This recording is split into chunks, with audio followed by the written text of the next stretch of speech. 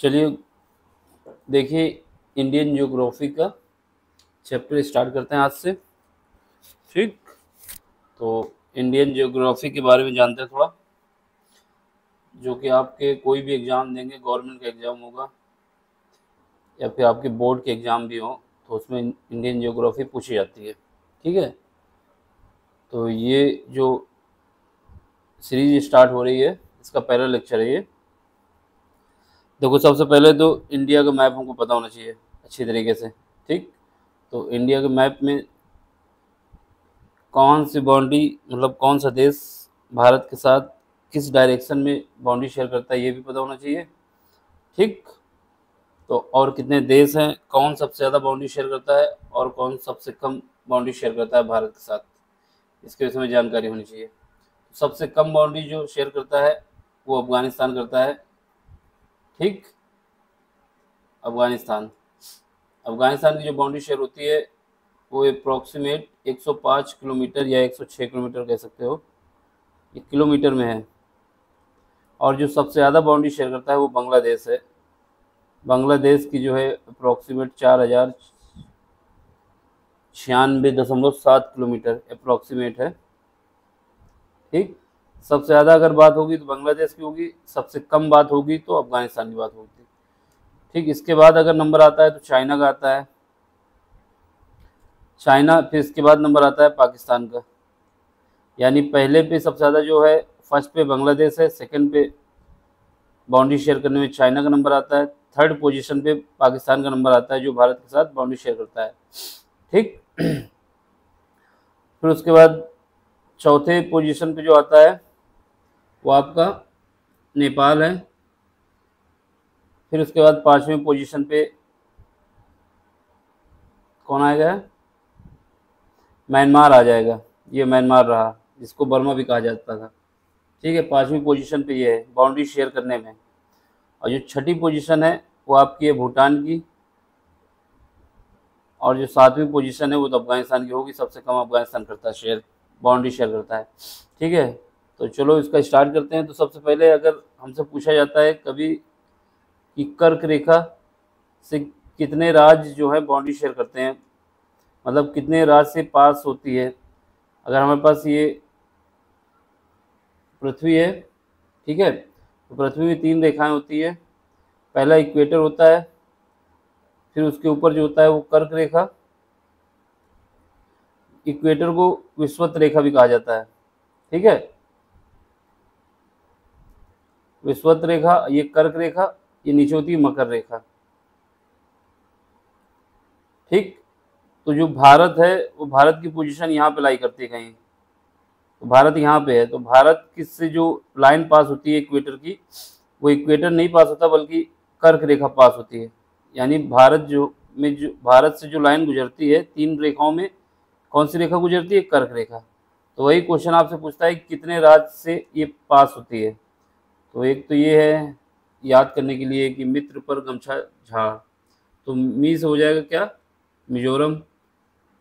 ये इससे टा से हो जाएगा त्रिपुरा, और 5 से हो जाएगा पश्चिम बंगाल, आर से हो जाएगा राजस्थान, गा से हो जाएगा गुजरात, और एम से हो जाएगा मध्य प्रदेश, इससे हो जाएगा छत्तीसगढ़, और झा से झारखंड हो जाएगा। कितने राज्य हो जाएंगे, 1 2 3 4 5 6 7 8। उनको याद भी रखो। सबसे पहले मिजोरम याद रख, अगर इसको याद रखते हो मित्र पर गमछा डाल झार, तो ये अगर याद रखते हैं तो इससे ट्रिक याद रहेगी, जिससे आपको ये याद रहेगा कितने स्टेट से पास हो रही। तो पहले तो 8 स्टेट से पास होगी। ठीक, कौन कौन से, मिजोरम, त्रिपुरा, पश्चिम बंगाल, राजस्थान, गुजरात, मध्य प्रदेश, छत्तीसगढ़ और झारखंड। इसको डायग्राम में भी देख लो, ये रही कर्क रेखा। ठीक है, भारत से केवल यही लाइन पास होती है और कोई भी लाइन नहीं पास होती। मतलब 3 लाइनें होती हैं, पहले होता है विषुवत रेखा जिसको इक्वेटर कहा जाता है, फिर उसके बाद ये कर्क रेखा, फिर उसके बाद मकर रेखा। मकर रेखा सबसे नीचे होती है। तो भारत में केवल यही लाइन लाई करती है, कौन सी, कर्क रेखा। तो सबसे पहले गुजरात में देखो यहाँ पे आई, तो गुजरात के बाद राजस्थान पे सेकंड नंबर पे क्रॉस करती है। राजस्थान के बाद तीसरे नंबर पे मध्य प्रदेश है, चौथे नंबर पे झारखंड को भी क्रॉस करती है, और पाँचवें नंबर पे, सॉरी, चौथे नंबर पे छत्तीसगढ़, पाँचवें नंबर पे झारखंड का नंबर आता है, छठे नंबर पे पश्चिम बंगाल, और ये लास्ट पे जो यहाँ पे त्रिपुरा है और ये मिजोरम है। ये 8 स्टेट हैं जिससे ये लाइन हमारी पास होती है। क्वेश्चन अक्सर पूछता है, और क्वेश्चन में वो दे देता है आपको क्या, बिहार दे देगा या उड़ीसा दे देगा, तो आप फंस सकते हैं। उड़ीसा और बिहार, बिहार तो दूर है लेकिन उड़ीसा काफ़ी नज़दीक है, तो इससे कन्फ्यूजन आती है।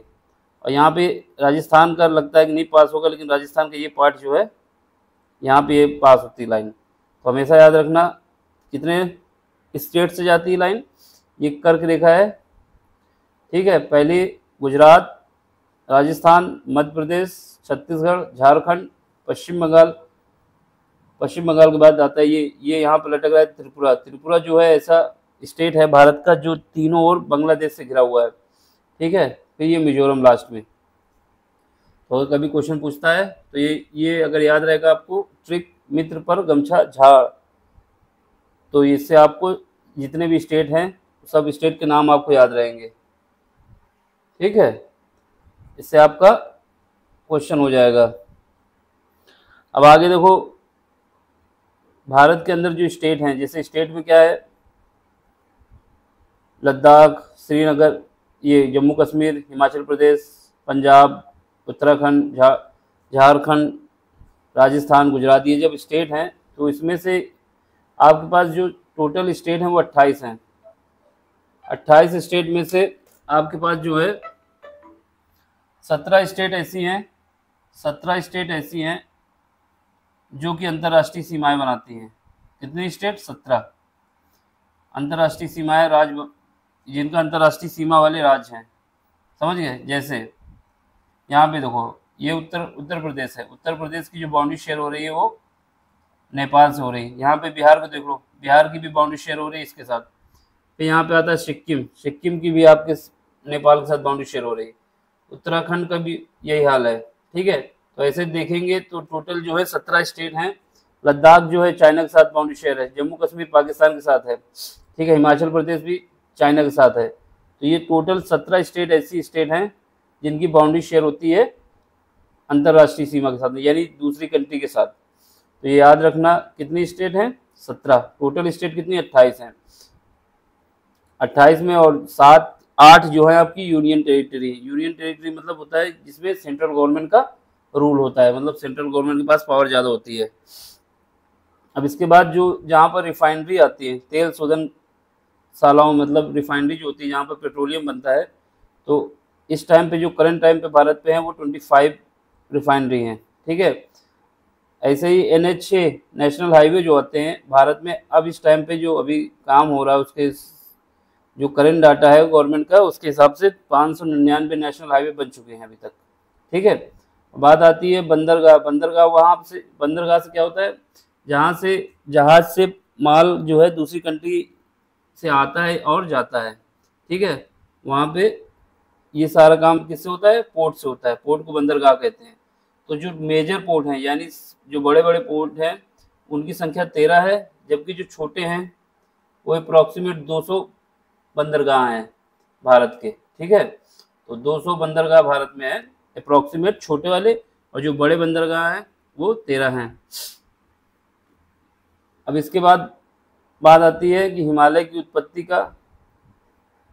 तो देखो, सबसे पहले हिमालय जो कैसे बना इसकी बात आती है। तो हिमालय जो है एक कालखंड में बना। कौन सा कालखंड है? क्रिस्टेशियन काल से टर्सरी काल के बीच में। जैसे किसी का जन्म होता है 1990 में, ठीक है, 1990 में होता है, मान लो अभी नहीं, 1900, ये 1880 कर देते हैं,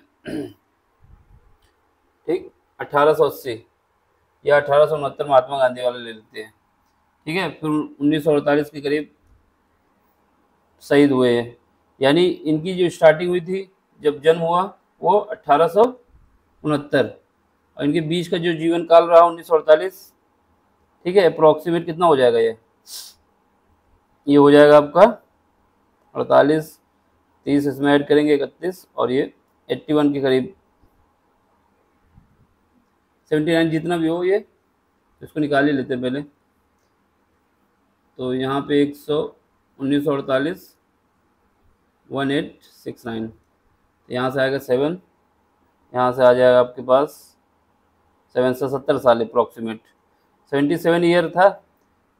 तो इनका ये पूरा जीवन काल था। वैसे ही जब हिमालय की उत्पत्ति हुई तो उसका जो काल था उस टाइम पे क्रिस्टेशियन काल से लेकर टर्सरी काल के बीच तक हुआ, बहुत पहले की बात है ये, ठीक है। तो ये समय है इसका हिमालय की उत्पत्ति का। ये याद होना चाहिए, क्वेश्चन आता है कि किस काल में हिमालय की उत्पत्ति हुई, तो ये बताना चाहिए आपको क्रिस्टेशियन काल से लेकर टर्सरी काल, इनके बीच में हुआ है हिमालय। इनके बीच का समय गैप बहुत है, लेकिन एग्जैक्ट नहीं पता, लेकिन इसके बीच में हुआ है, ये वैज्ञानिकों ने बताया ना, जो भूगोल के महान लोग हैं। अब इसके बाद जो हिमालय है, हिमालय को टर्सरी पर्वत भी कहा जाता है। अगर क्वेश्चन कोई आता है कि हिमालय को और किस नाम से जाना जाता है, तो उसको टर्सरी पर्वत भी कहा जाता है, क्योंकि इस काल में बना, इस वजह से कहा जाता है। इसको अल्पाइन पर्वत भी कहा जाता है, ये भी याद होना चाहिए कि हिमालय को अल्पाइन पर्वत भी कहा जाता है। हिमालय जब भारत में जैसे हिमालय है, एशिया का हिमालय है, वैसे ही यूरोप का जो है आल्पस पर्वत है। यानी जब हिमालय बन रहा था यहाँ पर, तो यूरोप में कौन सा पर्वत बन रहा था? आल्पस पर्वत। तो ये माना जाता है कि हिमालय की जिस समय उत्पत्ति हो रही थी, हिमालय का जिस समय निर्माण हो रहा था, इस काल में क्रिस्टेशियन काल से लेकर टर्सरी काल के बीच, तो उस समय यूरोप का जो पर्वत था आल्पस पर्वत, वो भी बन रहा था, ठीक है। इसके बाद हिमालय की उत्पत्ति जो है 33 सागर के क्षेत्र में मलवा में वलयन के साथ यूरेशियन प्लेट के वलय से हुआ। यानी पहले हिमालय नहीं था, हिमालय की जगह पे ये था 33 सागर था ना, ठीक है। 33 सागर था, यहाँ पर यूरोप का कुछ पार्ट था, एशिया का कुछ पार्ट था, और यहाँ पे ये इंडिया था। तो ये जब आपस में पास आते गए, तो ये इसका मलबा गिरता गया, इसका मलबा इसमें गिरता गया, यानी आपस में जैसे जैसे इनकी प्लेटें पास आती गई, तो इनमें मलबा इनका गिरता गया, तो ये फिल होता गया। जब फिल होता गया धीरे धीरे, तो ये कब की बात है? लगभग 200 मिलियन ईयर एगो। तो ये धीरे धीरे फिल होता गया, तो यहाँ पे हिमालय बन गए। जब ये भारत यहाँ पे पहुँच गया, ये प्लेट यहाँ मूव कर रही थी, तो इससे इसका मलबा टकरा, मतलब जो इसके जो प्लेट आपस में थी, जब करीब आएंगी, दो प्लेटें हैं मेरे पास, ठीक है, दो प्लेटें हैं, अगर ये आपस में करीब आएंगे तो क्या होगा? इनका आपस में जो रिडक्शन होगा, जो टूटेंगे, जो टूटा हुआ पार्ट रहेगा वो यही तो जमा होता जाएगा। जैसे जैसे एक रोज होती जाएंगी, तो यहाँ पर इनका पार्ट जमा होता जाएगा। तो वही हुआ था। तो यहाँ पर 200 मिलियन एगो पहले यहाँ 33 सागर था, उसकी जगह जब ये प्लेटें आपस में पास आती गई, तो यहाँ पे मलबा निकलता गया, इससे हिमालय बन गया। और एक डायग्राम देख लो, ये कंडीशन थी। यहाँ पे इंडिया था, यहाँ पे यूरेशिया था। यूरेशिया मतलब है कि एशिया भी है इसमें और यूरोप भी है। तो ये प्लेट ऐसे मूव कर रही थी ऊपर की ओर, ठीक है। तब ये ऊपर की ओर मूव करती गई, तो इसके जो यहाँ पे प्लेट थी, तो ये टूटती गई, ये भी टूटती गई, तो इससे मलबा निकलता गया, निकलते निकलते निकलते, और ये यहाँ पास में आती गई। तो जब ये बिल्कुल यहाँ पे अटैच हो गई, तो ये भारत यहाँ पे कहीं पहुँच गया। तो ऐसे ये हिमालय बन गया, ठीक है। तो ये कब की बात है? 200 मिलियन एगो की। तो पहले भारत किसका पार्ट था? भारत अफ्रीका से भी अटैच था, अंटार्कटिका से भी अटैच था, और ऑस्ट्रेलिया से भी अटैच था। तो ये तीनों मिल के यहाँ पे भारत था प्यारा, ठीक है। तो ये जब मूव होता गया, और ये यूरेशिया था, तो ऐसे जाता गया ऊपर की ओर, मूव किया, तो यहाँ पे मलबा जमा होता गया और हिमालय की उत्पत्ति हो गई। ये कंडीशन कुछ हो गई, ठीक है। पहले यहाँ था, तो फिर इसके ब्रेक हुआ, यहाँ पहुँचा, फिर ऐसे पहुँचते पहुँचते ये इससे मिल जाएगा। तो ये हमारी कंडीशन हो गई। तो अब इसके बाद देखो क्या है, तो ये हमारा हो गया, ठीक। तो हिमालय की उत्पत्ति जो हुई 33 सागर, यानी वहाँ पे सागर था, उसमें मलबा जमा होता गया। किसका मलबा होता गया? यूरेशियन प्लेट का, और जो इंडिया की प्लेट वहाँ मूव कर रही थी। इसके बाद देख लो उत्तरी अमेरिका का जो रॉकी पर्वत है, यानी जैसे भारत में ये एशिया में हिमालय है, यूरोप में आल्पस है, वैसे ही उत्तरी अमेरिका जो है उसमें कौन सा पर्वत है? रॉकी। और दक्षिण अमेरिका का एंडीज, जो दक्षिण अमेरिका है उसका एंडीज। अफ्रीका का कौन सा? एटलस। आदि हिमालय की उत्पत्ति के समय ही है। यानी केवल यूरोप का आल्पस ही नहीं, यानी इसके अलावा जो उत्तरी अमेरिका का रॉकी पर्वत है, दक्षिण अमेरिका का एंडीज पर्वत है, और अफ्रीका का जो एटलस पर्वत है, ये भी हिमालय का जब निर्माण हो रहा था तो उसी समय ये भी बन रहे थे, ठीक है। अब देख लो इसके बाद हिमालय वर्तमान में भी मतलब अभी भी जो है हिमालय में ऊंचाई उसकी बढ़ती जा रही है, उत्थान की अवस्था में है, यानी हिमालय की ऊंचाई बढ़ती जा रही है, क्योंकि जो इंडिया की प्लेट है, ये जो इंडियन प्लेट है यहाँ पे, इसका मूवमेंट अभी भी इसकी तरफ है, यूरेशिया की तरफ। अभी तो यहाँ पे अटैच हो गई है, लेकिन ये अभी भी अंदर की तरफ जा रही है, तो इससे क्या हो रहा है, इसका पार्ट टूट रहा है, ये ऊपर की उठता जा रहा है। तो यही कहना चाहता है। तो सबसे पहले देखो, हिमालय से निकलने वाली नदियों के मार्ग एवं हिमालय तट निकटवर्ती क्षेत्र में आने वाले भूकंप, ये जो बोल रहे हैं हिमालय वर्तमान में भी उत्थान की स्थिति में है, उसका प्रूफ ये दे रहे हैं कि जो हिमालय से नदियाँ निकल रही हैं और हिमालय के जो नदियों की वजह से नदियों का जो मार्ग है वो चेंज होता जा रहा है। तो और जो भूकंप आ रहे हैं ये हमको मतलब सबूत देते हैं या प्रमाणित करते हैं कि जो हिमालय है अभी भी उत्थान की स्थिति में है। दूसरी बात, हिमालय का जो क्षेत्रफल है वो लगभग 5 लाख वर्ग किलोमीटर है। 5 लाख वर्ग किलोमीटर है। 5 लाख वर्ग किलोमीटर बहुत होता है। अभी किसी के पास 1 बीघा खेत होता है तो उसको क्या कितना कहते हैं, 1 हेक्टेयर। एक हेक्टेयर में कितना होता है, 10⁴। तो जब इतना समझ लो ये कितना होता है, तो ये 5 लाख वर्ग किलोमीटर कितना होगा क्षेत्र, वो हिमालय का ही क्षेत्र है। दूसरी बात, हिमालय जो है पूर्व से पश्चिम की ओर ऐसे फैला हुआ है, चाप के आकार में। ठीक, हिमालय जो है चाप के आकार में फैला हुआ है। और एक बात ये है कि हिमालय जो है यहाँ पे ऐसी कंडीशन पे है, ऐसी कंडीशन का मतलब है कि यहाँ पे इसकी मोटाई ज़्यादा है, चौड़ाई ज़्यादा है पश्चिम की ओर, जबकि पूरब की ओर इसकी चौड़ाई जो है वो कम है। तो हिमालय जो पश्चिम की ओर है वो कितना है, लगभग 500 किलोमीटर की चौड़ाई के साथ है, जबकि पूरब की ओर जाके इसकी जो चौड़ाई हो जाती है वो 200 किलोमीटर हो जाती है। यानी यहाँ पे तो मोटा है, ऐसे जैसे जैसे इधर को जाता जाएगा वैसे ही इसकी मोटाई कम होती जाएगी। तो यही कहना चाहता है, पूरब की ओर जो चौड़ाई है वो 200 किलोमीटर है, जबकि पश्चिम की ओर जो चौड़ाई है वो 500 किलोमीटर है। ठीक, विड्थ की बात हो रही है।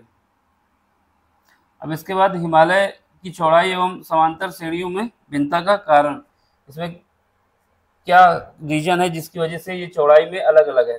कहीं पर मोटाई ज़्यादा है, यानी जैसे पश्चिम में 500 किलोमीटर की मोटाई है और यहाँ पर जो विड्थ है वो 200 किलोमीटर की है। तो इसका रीजन ये है, इसके रीजन क्या है, तो देखो हिमालय में क्रमिक उत्थान की प्रक्रिया तथा प्लेटों की गतिशीलता। सबसे पहले जो हिमालय बढ़ता जा रहा है अभी, ठीक है, ये एक कारण है। दूसरा कारण है कि प्लेटें जो हैं, जो प्लेट यूरेशिया की और जो हमारी यहाँ यूरेशिया प्लेट और ये जो अफ्रीका और ऑस्ट्रेलिया की प्लेट थी, ये इंडियन प्लेट, यूरेशियन प्लेट और इंडियन प्लेट जो है अभी भी मूव कर रही हैं। यहाँ पर पहुँचने के बाद भी ये मूव कर रही है, इसकी वजह से कहीं पर चौड़ाई ज़्यादा है, कहीं पर कम है। ठीक है, अब देख लो उत्तर से दक्षिण की ओर हिमालय, यानी जो हिमालय कितने हिमालय हैं, जैसे अलग अलग है ना, तो उत्तर से लेके दक्षिण को, यानी ऊपर से स्टार्ट करेंगे, नॉर्थ ये साउथ ये, तो ऊपर से लेके नीचे तक। तो सबसे पहले जो हिमालय होता है वो ट्रांस हिमालय होता है, फिर उसके बाद बृहद हिमालय होता है। ठीक, ट्रांस हिमालय, बृहद को ग्रेट हिमालय कहते हैं, फिर मध्य हिमालय होता है, फिर शिवालिक हिमालय होता है। इनका क्रम देख लो, ये ऑब्जेक्टिव में क्वेश्चन आता है हिमालय के क्रम से। तो यहाँ पे देखो सबसे ऊपर कौन सा है, ये ट्रांस हिमालय है, ये जम्मू कश्मीर के पास जो है ऊपर इसके ट्रांस हिमालय। फिर उसके बाद कौन सा आता है, महान हिमालय आता है। फिर उसके बाद कौन सा आता है, महान हिमालय के बाद महान हिमालय आता है। फिर उसके बाद एक मिनट,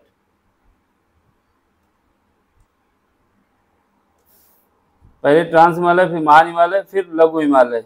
ये क्रम है, क्रम से भी क्वेश्चन पूछा जाता है कि इनका पूछ लेता है कौन सा क्रम कहाँ पे है।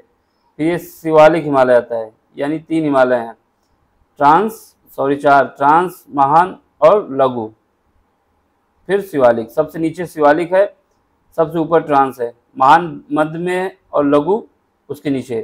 ट्रांस, महान, लघु, शिवालिक। ठीक, ये क्रम याद होना चाहिए। क्वेश्चन आता है कि हिमालय की सीक्वेंस क्या है, तो सबसे पहले क्या है, ट्रांस, फिर उसके बाद ग्रेट हिमालय, ये सबसे ऊपर वाला जो है कौन सा होगा, ट्रांस, यहाँ पे इसके ऊपर इसके ऊपर जो होगा ये ट्रांस होगा। उसके बाद कौन सा आता है, ग्रेट, फिर उसके बाद लेसर, फिर शिवालिक। तो ये हो जाएगा मेरा ट्रांस, ठीक है। ट्रांस और ग्रेट को कहा जाता है महान, और लेसर को लघु, और शिवालिक। ये सीक्वेंस याद होना चाहिए। सीक्वेंस में क्वेश्चन पूछता है कि इनका नॉर्थ से लेके साउथ में आपको क्रम बताना है। तो क्या है, ग्रेट, लेसर और शिवालिक। तो ये सीक्वेंस याद होना चाहिए, ठीक है। अब बात आती है क्या, तो सबसे पहले हम ट्रांस हिमालय में कौन सी रेंज है। ट्रांस हिमालय में काराकोरम है, लद्दाख है, जास्कर है।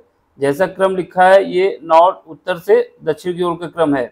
काराकोरम, लद्दाख, जास्कर, ये तीनों जो हैं हमारे ट्रांस हिमालय में है।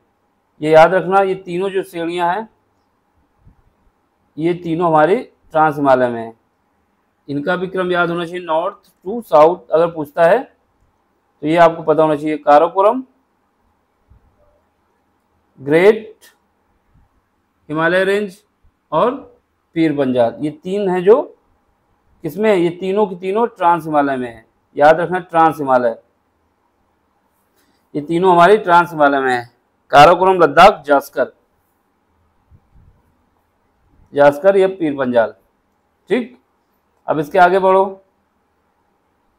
अब इसके बाद आती है काराकोरम। काराकोरम जो है सबसे ऊपर जो है ये काराकोरम है, ठीक है।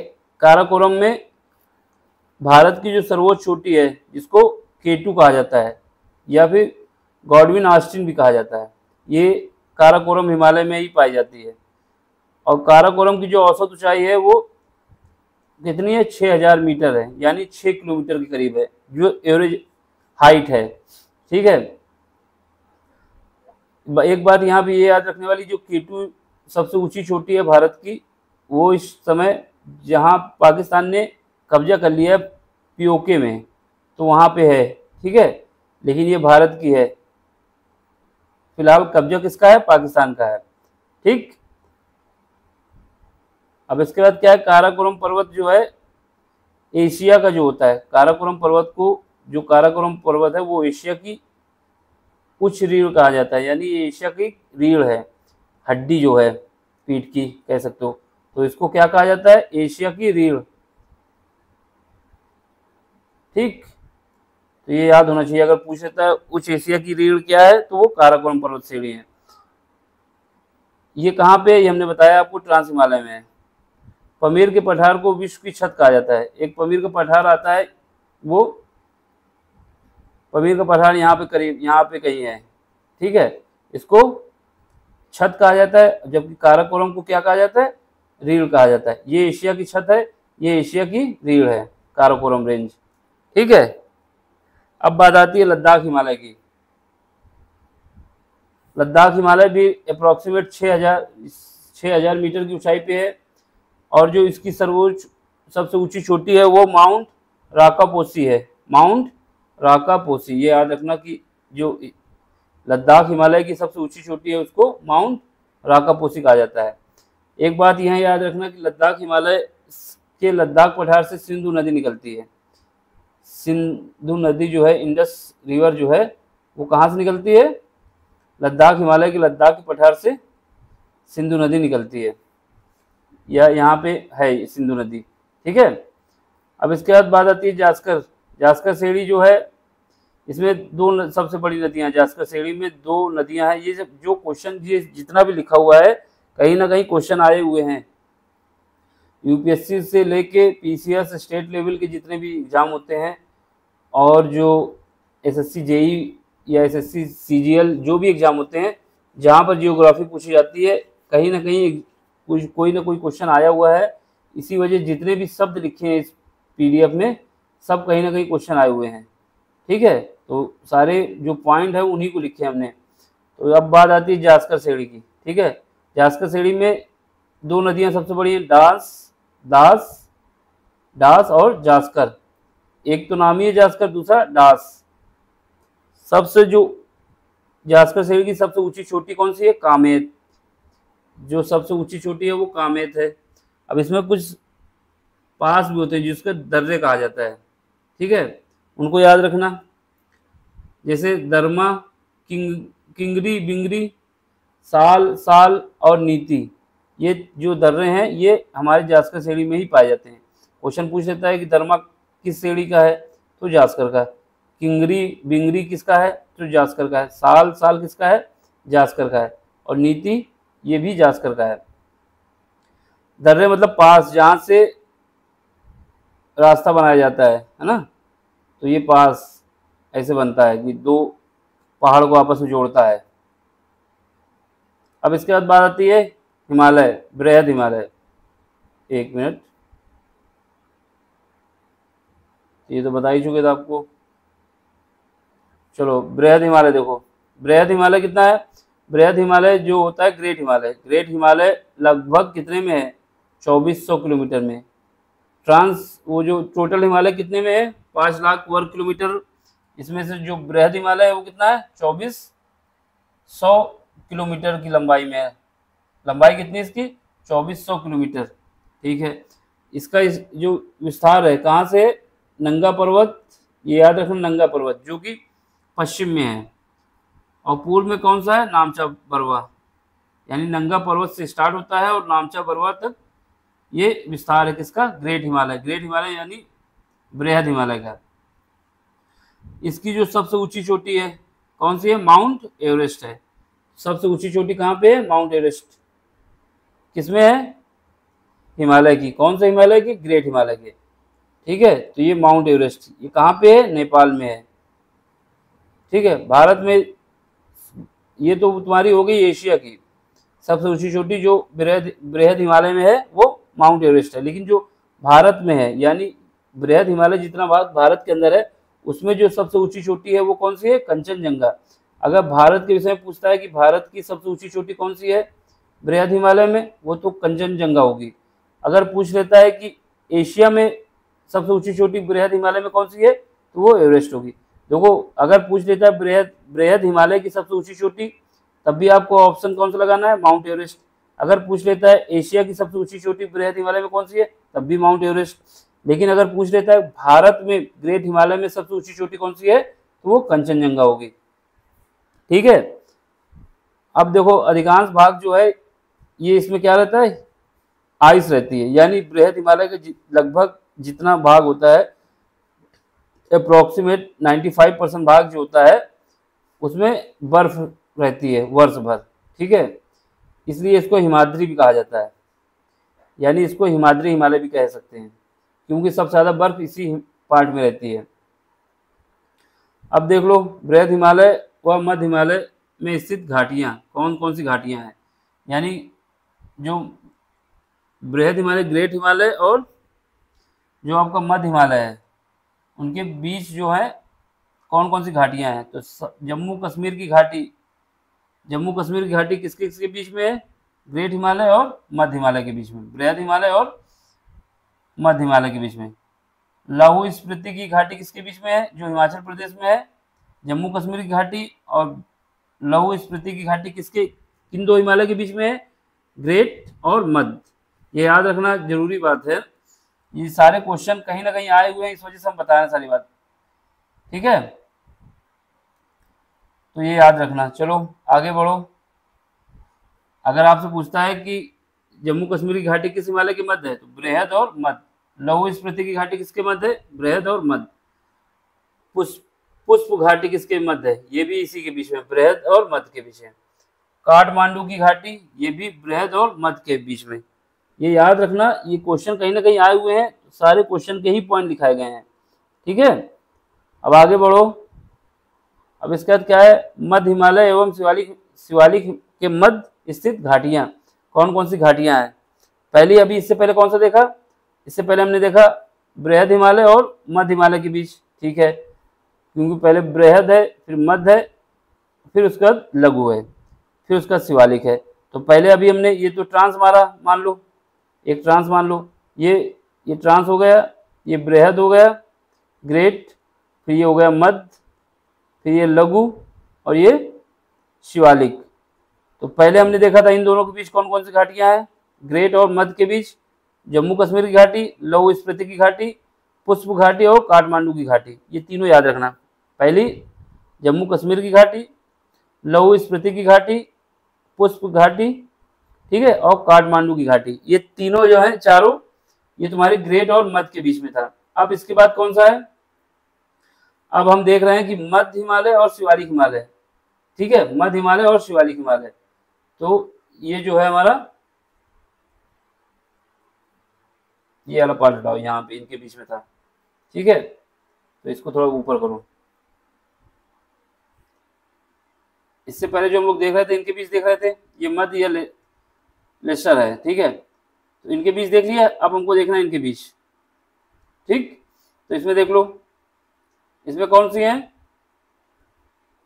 पहले हमने देखा किन किन के बीच, ग्रेट और मध्य के बीच। अब इसका हमको किसके बीच देखना है, मध्य और शिवालिक के बीच, ठीक है। इसमें देखो, इसमें कौन सी है, कुल्लू घाटी, कुल्लू मनाली जो है ना हिमाचल प्रदेश में, वो किसमें है, मध्य और शिवालिक के बीच।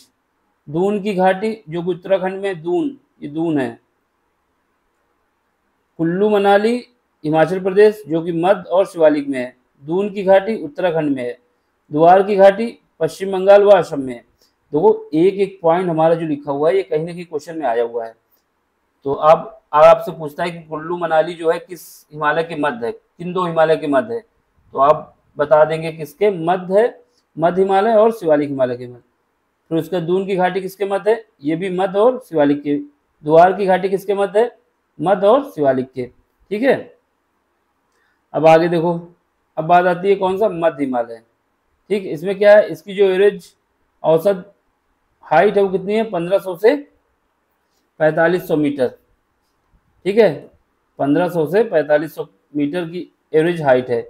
इसमें कौन कौन सी चोटियां हैं, यानी जो रेंज है, सबसे पहले महाभारत श्रेणी इसमें इसी रेंज में आता है। मसूरी रेंज, ठीक है, मसूरी रेंज जहाँ पर यूपीएससी का वो है लबासना, ठीक है, वो भी हमारा कौन से, मध्य हिमालय में है।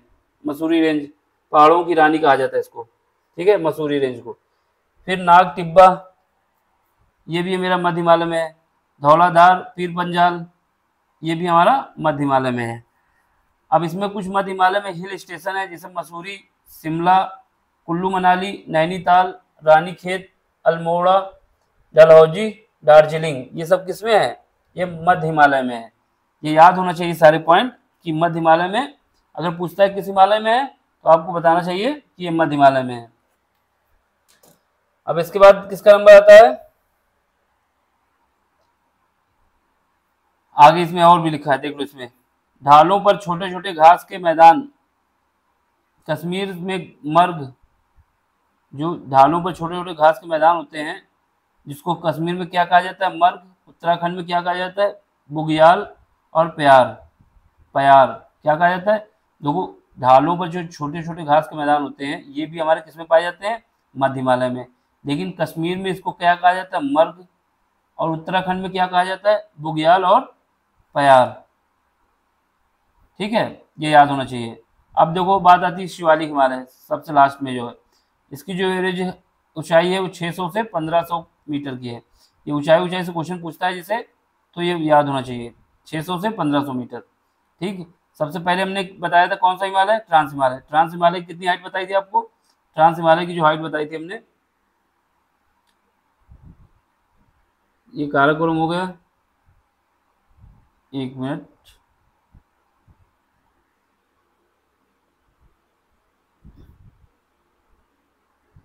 देखो सबसे पहले काराकोरम की बताई थी 6000 मीटर की, काराकोरम जो ट्रांस हिमालय में था। फिर लद्दाख हिमालय भी लगभग 6000 मीटर की है। फिर जास्कर की जो है, जास्कर 4500 करीब। फिर उसके बाद बृहद हिमालय में आए थे तो उसका विस्तार बताया था, 2400 किलोमीटर तक है। फिर उसके बाद इसमें जो है मध्य हिमालय में आए थे तो उसकी जो एवरेज हाइट बताई थी वो कितनी थी, 1500 से 4500 मीटर।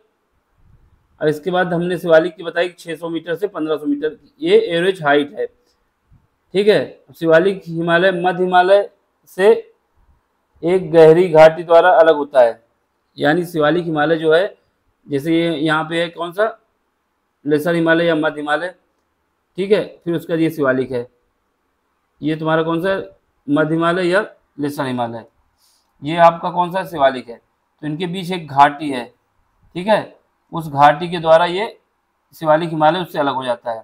तो यही बताना चाहता है, बहुत गहरी घाटी है। पश्चिम भाग में इसे दून कहा जाता है, जो ये घाटी है आपकी, उसको पश्चिम भाग में दून कहा जाता है, जबकि पूर्व भाग में द्वार कहा जाता है। यानी जो बीच में ये घाटी बन गई है दोनों के बीच में, मध्य हिमालय और शिवालिक के बीच में, तो इसके जो पश्चिम के भाग को है वो उसको दून कहा जाता है, जबकि जो पूर्व का भाग है उसको द्वार कहा जाता है। ठीक, अब देख लो अगला, विभिन्न भागों में शिवालिक हिमालय के विभिन्न नाम होते हैं। जैसे मतलब शिवालिक हिमालय जो है उसको अलग अलग नाम पे जाना जाता है अलग अलग जगह पर। जैसे गोरखपुर यूपी का, गोरखपुर में के पास इसको क्या कहा जाता है, डुंडवा। ठीक है, डुंडवा, ये याद रखना। गोरखपुर में अगर यूपी पीछे से पूछ लेगा कि शिवालिक हिमालय को किस नाम से जाना जाता है, तो डुंडवा, डुंडवा। ठीक है, पूर्व में, पूर्व की ओर इसको छुरिया और मुरिया कहा जाता है।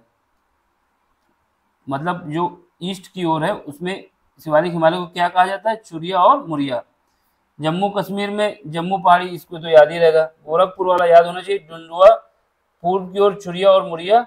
अरुणाचल प्रदेश में इसको डुला, मिरी एवं मिसमी, तीन नाम अरुणाचल प्रदेश में, डुला, मिरी एवं मिसमी, ये तीन नाम रखे गए हैं किसके, शिवालिक हिमालय के, डुला, मिरी एवं मिसमी। याद होना चाहिए तीनों नाम।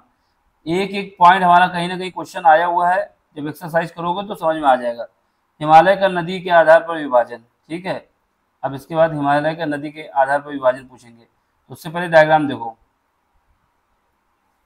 डायग्राम में सबसे ऊपर कौन सा, ट्रांस हिमालय। ट्रांस हिमालय में कौन सी श्रेणियां होती है, काराकोरम, फिर उसके बाद लद्दाख, फिर जास्कर, फिर, ठीक है, ये तीन याद होना चाहिए क्रम में। यानी सबसे पहले कौन सी रेंज है, काराकोरम की रेंज है, फिर उसके बाद लद्दाख की रेंज है, फिर उसका जास्कर की रेंज। ठीक है, ये हमने आपको तीनों डायग्राम में भी दिखा दी। ये मेरा हिमालय है, जो ऊपर वाला भाग है वो कौन सा है, ग्रेट हिमालय। अब आपको क्या है, हिमालय को नदी के आधार पर डिवीजन करना है। तो पहले तो देख लो, ये ट्रांस हिमालय हो गया, फिर इसके बाद ग्रेट हिमालय हो जाएगा, फिर ये तुम्हारा शिवालिक हिमालय हो जाएगा। ठीक, ये आपका जोन है हिमालय।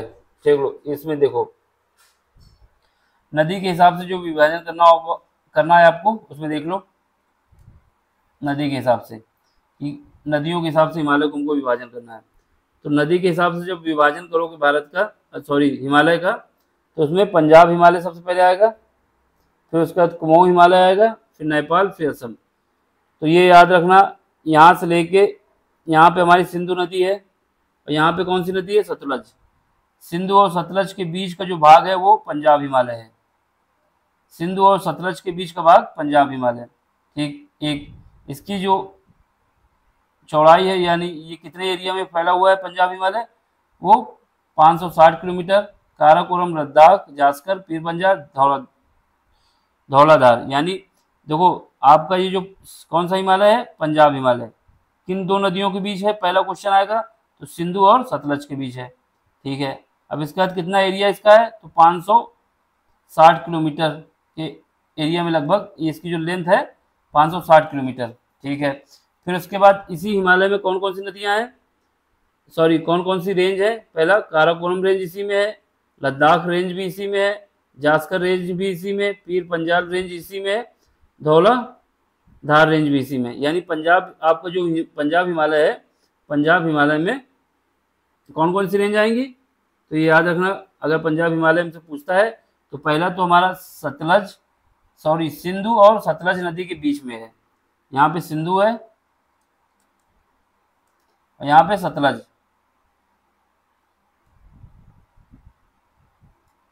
यानी इन दो नदियों के बीच में है। उसके बाद इसकी जो लेंथ है लगभग यहाँ से लेके जो इसकी जो विड्थ है ये बनेगी, ये 560 किलोमीटर तक है। ठीक है, किलोमीटर में है 560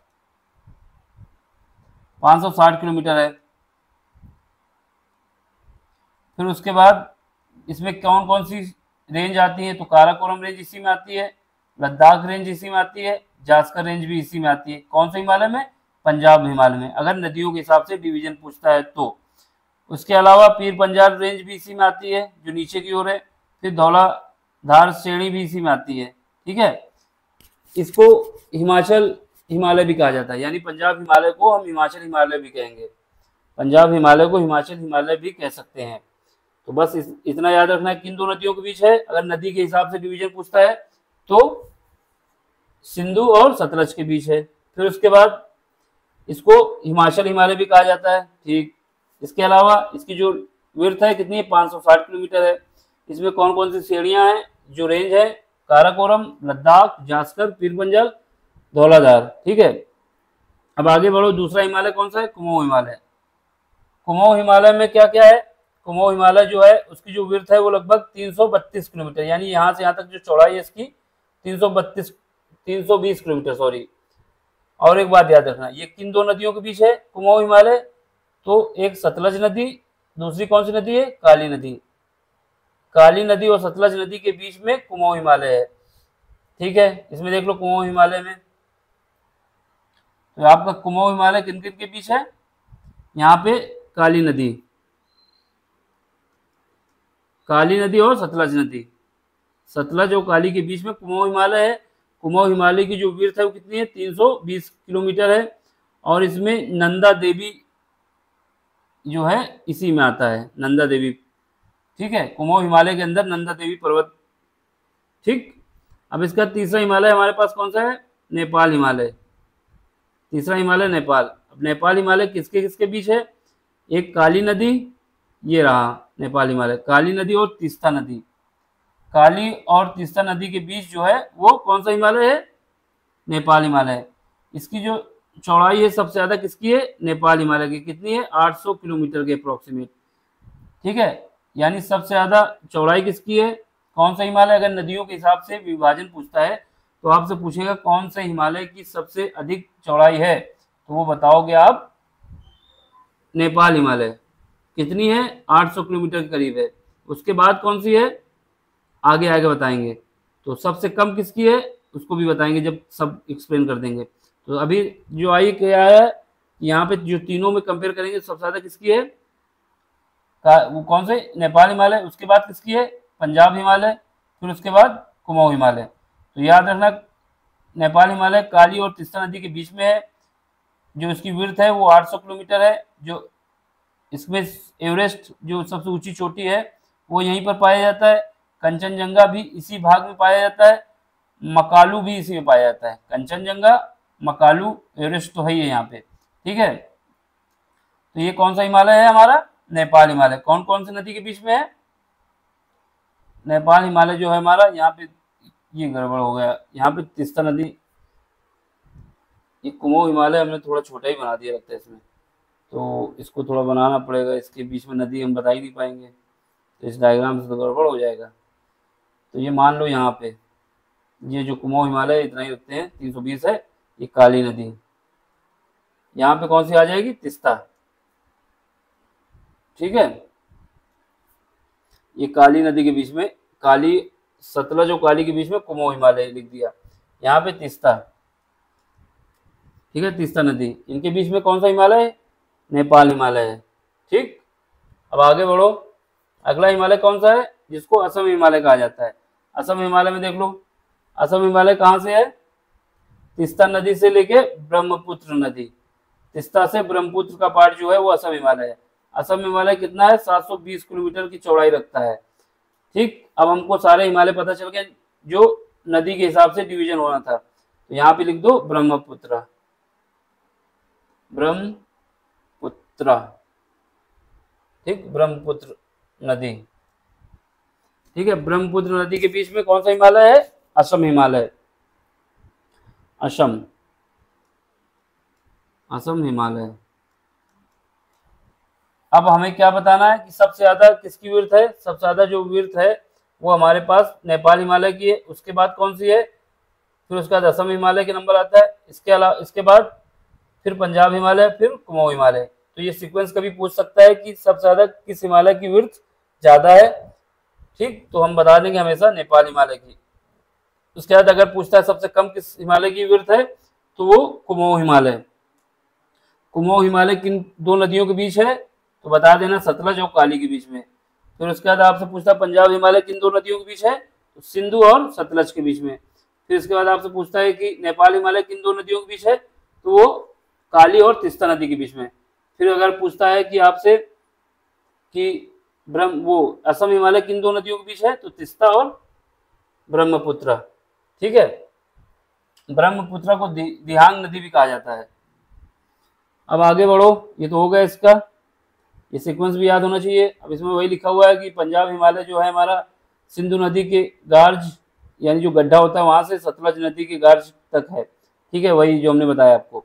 इसकी लंबाई जो है कितनी है, लगभग 560 किलोमीटर है। हिमाचल प्रदेश व जम्मू कश्मीर के भाग इसी के अंदर आते हैं। ठीक है, इस जो हिमालय है ये तुम्हारा कौन सा हिमालय, पंजाब हिमालय। जो इसकी सबसे ऊंची चोटी कौन सी है, हिमालय की सर्वाधिक चौड़ाई इसी भाग में, सॉरी यानी सबसे ज़्यादा चौड़ा कहाँ पे है आपका हिमालय, तो वो पंजाब हिमालय पे है। क्योंकि पश्चिम की ओर सबसे ज़्यादा चौड़ाई है, पूरब की ओर तो चौड़ाई कम होती जा रही ना, तो सबसे ज़्यादा चौड़ाई किसमें है, पंजाब हिमालय में। वैष्णो देवी का जो मंदिर है, ये याद रखना, वैष्णो देवी का मंदिर, अमरनाथ की गुफा और चिराग शरीफ, ये तीनों जो हैं हमारे पास तीर्थ स्थल हैं।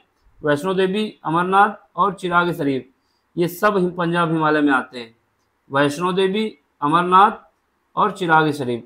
आपसे पूछ लेगा कि बताइए कि वैष्णो देवी, अमरनाथ और चिराग शरीफ किस हिमालय के पार्ट हैं, तो अगर ऑप्शन में दिया है पंजाब हिमालय, असम हिमालय और कुमाऊं हिमालय, तो आपको लगाना होगा पंजाब हिमालय के ये पार्ट है।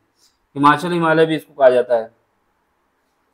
अब देखो कुमाऊं हिमालय के विषय में बताया कि ये सतलज नदी और काली नदी के गार्ज तक हैं। ठीक है, इसके विषय में बताया कि इसकी जो लंबाई है 320 किलोमीटर है।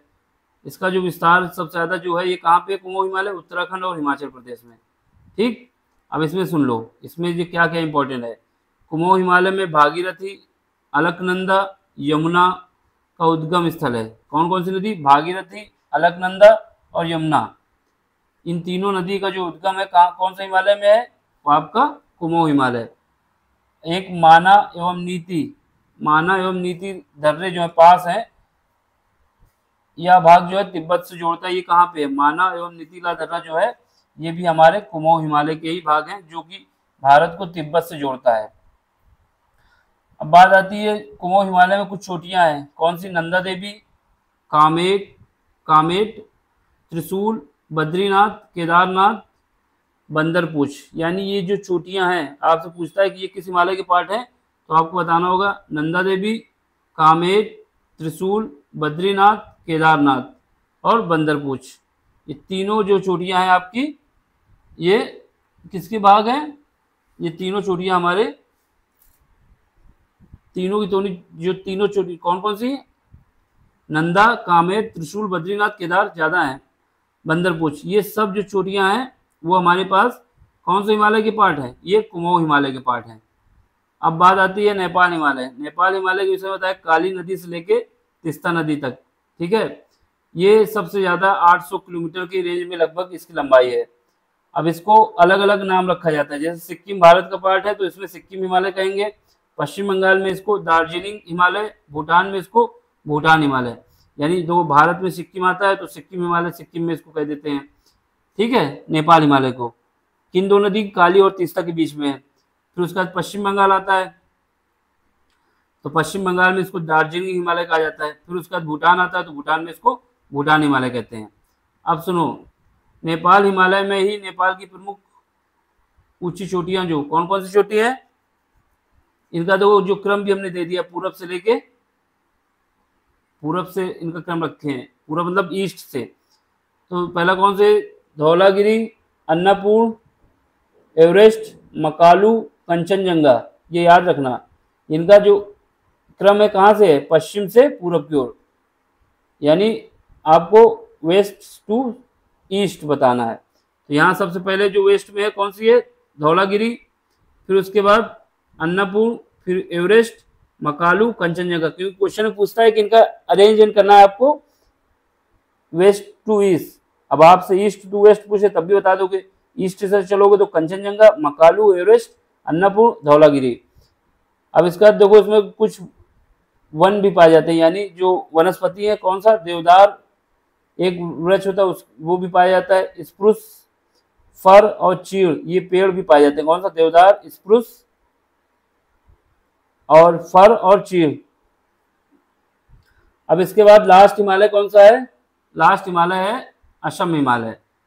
असम हिमालय में देख लो कौन सी है, असम हिमालय में कौन सी है, असम हिमालय का देख लो, ये हमारा तीस्ता नदी से ब्रह्मपुत्र नदी के बीच में है। इसको दिहांग हिमालय भी कहा जाता है।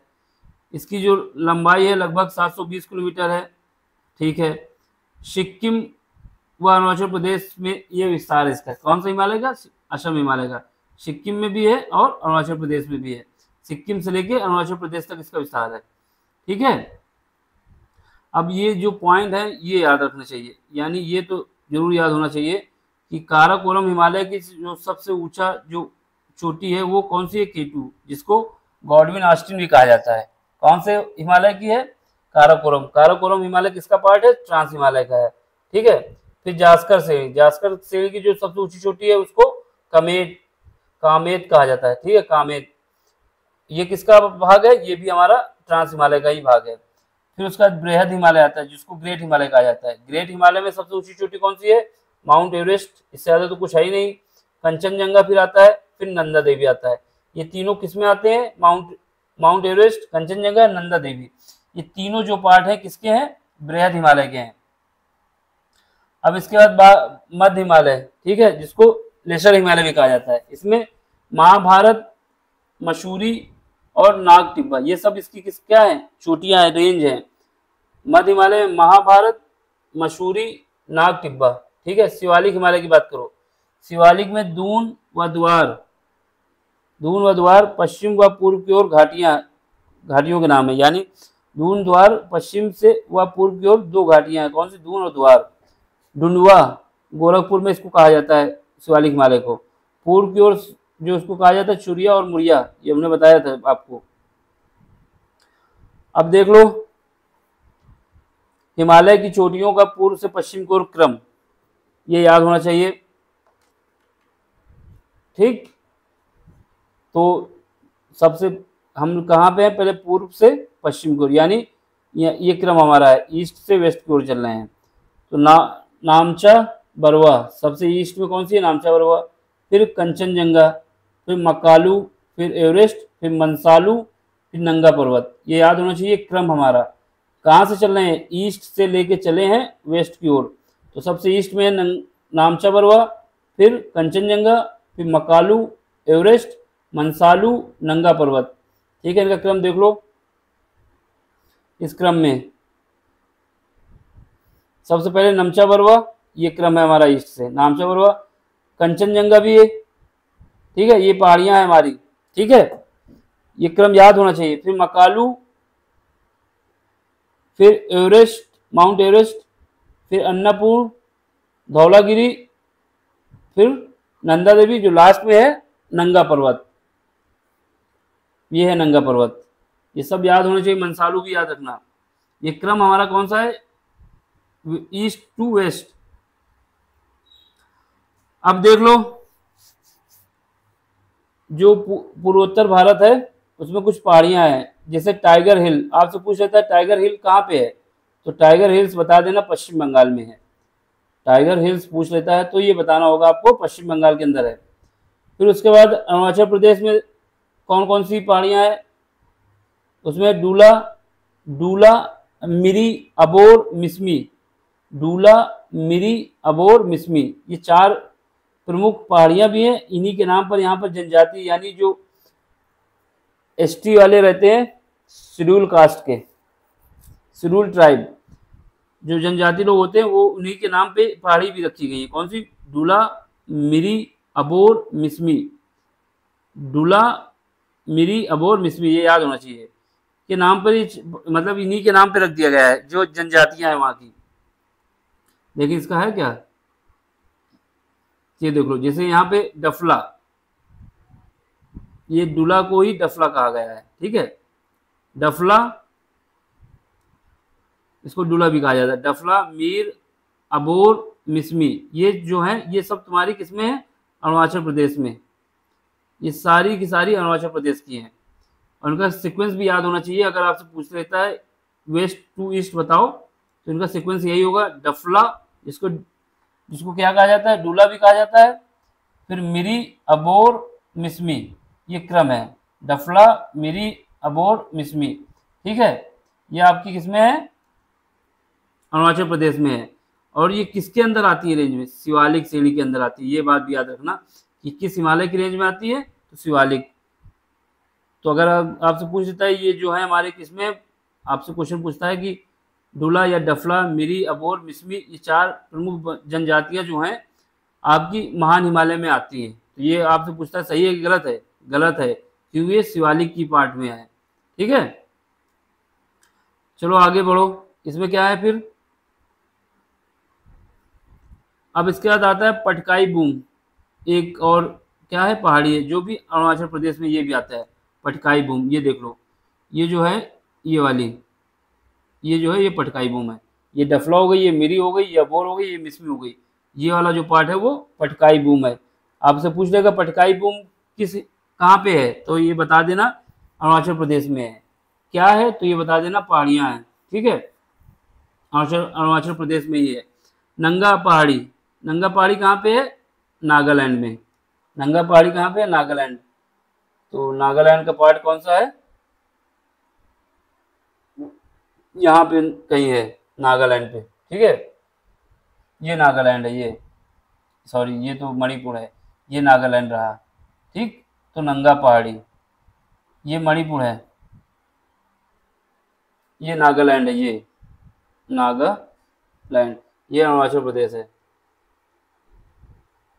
ठीक, तो हमारा ये हो गया। अब इसके बाद बात आती है कौन सी, लैमाटोल। लैमाटोल जो पहाड़ी है वो कहाँ पे है, लैमाटोल, ये लैमाटोल पहाड़ी जो है मेरी मणिपुर में आएगी। लैमाटोल, लैमाटोल पहाड़ी किसकी है, मणिपुर की है। ठीक है, तो ये मणिपुर में है लैमाटोल पहाड़ी। अब इसके बाद मिजोरम में कौन कौन सी आती है, मिजो और बराई, बराइल, मिजो और बराइल। मिजो मिजोरम की है, बराइल किसकी है, असम की है, याद रखना। मिजो किसकी है, मिजोरम की, बराइल किसकी है, असम की। ठीक है, मिजो किसकी है, मिजोरम की, बराइल किसकी है, देखो मिजो या इसको लुसाई भी कहा जाता है। तो याद रखना जो मिजो को ही लुसाई कहा जाता है, ये किसकी पहाड़ी है, ये हमारे मिजोरम की है, मिशो या लुसाई। इसके बाद बराइल जो है वो असम में है। ठीक है, अब एक और सुन लो, रेंगमा मिकीर, रेंगमा और मिकीर ये किसकी है, ये भी असम की है। बराइल अगर पूछता है बराइल पहाड़ी किसकी है, तो असम की। रेगमा मिकीर ये भी असम की। अब देखो गारो, खासी, जैंतिया, इनका क्रम ऐसे ही याद रखना, गारो, खासी, जैंतिया ये मेघालय की हैं। ठीक है, इनका क्रम ऐसे ही पश्चिम से पूर्व की ओर। ये देख लो, गारो, ये वाली खासी, जैंतिया, गारो, खासी, जैंतिया। और ये मिकीर, रेंगमा ये किसकी थी, असम की। ये पार्ट असम का है, ये असम है, ये हमारा मेघालय है, मेघालय। ये हमारा त्रिपुरा है, त्रिपुरा। ये कौन सा है, ये मिजोरम है, मिजोरम। ये मणिपुर है, ये नागालैंड है। और यहाँ पे कौन क्या है, ये भूटान है, भूटान। ठीक है, ये भूटान है। ठीक, ये सिक्किम है, ये पश्चिम बंगाल है, ये पूरा पार्ट वेस्ट वेस्ट बंगाल। ठीक है, अब देखो ये हमारा हो गया गारो, खासी, जैंतिया। ये याद, ये पहाड़ियाँ याद होनी चाहिए।